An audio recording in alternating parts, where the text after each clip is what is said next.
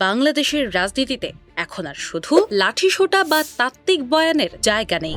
এখন সময় গ্ল্যামার, রহস্য এবং অদ্ভুত সব ডিগবাজির। সেই হাওয়ায় পাল তুলেছেন মিস আর্থ বাংলাদেশ 2020 মেঘনা আলম। সৌন্দর্য প্রতিযোগিতার র্যাম্প থেকে রাজনীতির পিচ্ছিল পথ, মেঘনার সফরটি যেমন রোমাঞ্চকর তেমনি বিচিত্র।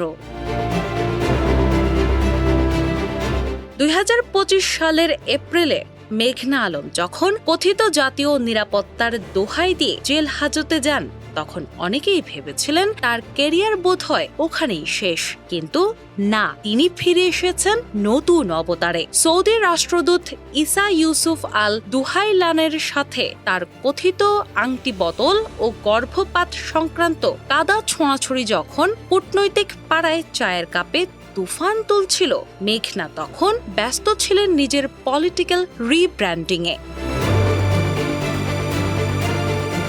সম্প্রতি তিনি ঘোষণা দিয়েছেন তিনি এখন বাংলাদেশ জাতীয়তাবাদী দল বা বিএনপির একনিষ্ঠ সৈনিক। মেঘনা আলম মনে করেন তার জীবন সংগ্রাম আর বিএনপি নেত্রী খালেদা জিয়ার কারাবাস একই সূত্রে গাঁথা। এই যে অবিশ্বাস্য তুলনা করার সাহস, এটাই সম্ভবত তার রাজনৈতিক দূরদর্শিতার সবচেয়ে বড় প্রমাণ। মেঘনার রাজনৈতিক ক্যারিয়ারের খতিয়ান আরও চমকপ্রদ। জাতীয় নির্বাচনে হাজার হাজার নয়, তার ঝুলিতে জমা পড়েছিল মোট 608টি ভোট। তবে এতে তিনি লজ্জিত নন, বরং গর্বিত।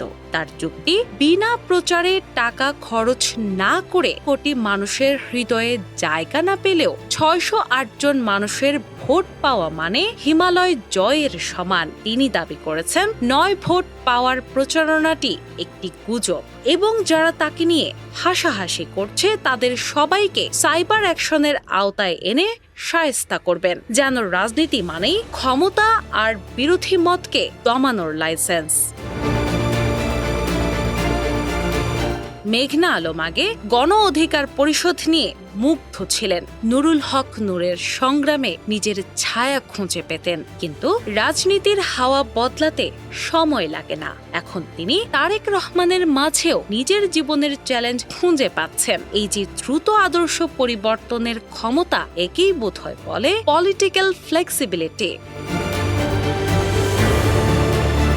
মেঘনা আলম এখন স্বপ্ন দেখছেন বড় কোনো নীতি নির্ধারণী পদের। যে নারী নিজের ব্যক্তিগত সম্পর্কের জটিলতা কূটনৈতিক কেলেঙ্কারিতে রূপান্তর করতে পারেন, তিনি দেশের কূটনীতিকে কোথায় নিয়ে যাবেন তা ভাবলে সাধারণ মানুষের কপালে চিন্তার ভাঁজ পড়াই স্বাভাবিক। তবে মেঘনার দাবি একটাই, তিনি ওমেন কার্ড খেলেন না, তিনি খেলেন ভিশন নিয়ে।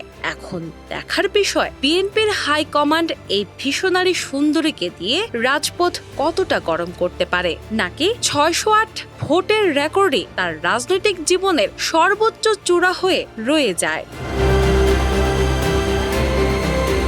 দিনা ইসলাম, বাংলা বাজার পত্রিকা।